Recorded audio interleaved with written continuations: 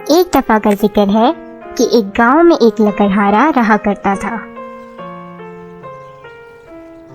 वो जंगल से लकड़ियां काटकर अपना और अपने घर वालों का पेट पालता था।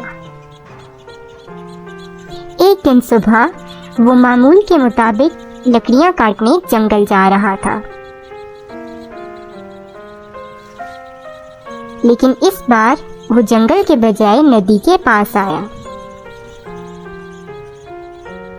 वहां वो लकड़ियां काटने लगा। लकड़ियां काटते काटते उसके हाथ से कुल्हाड़ी नदी में जा गिरी। अरे ये मुझसे क्या हो गया? मेरे पास एक यही कुल्हाड़ी थी जिससे रोजी रोटी कमाता था। अब मैं क्या करूं? कोई मेरी मदद करो। वो बहुत परेशान हो गया और रोने लगा।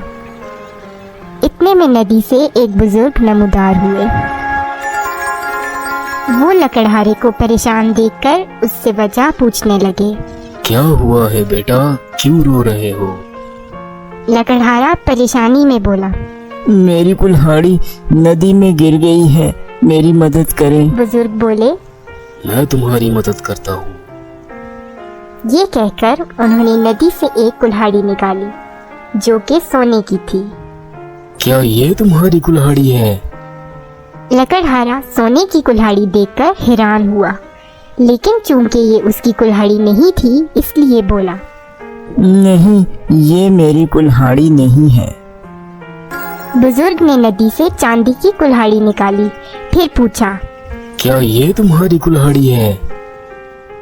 लकड़हारा बोला, नहीं, ये भी मेरी कुल्हाड़ी नहीं है। बुजुर्ग ने इस बार नदी से लोहे की कुल्हाड़ी निकाली।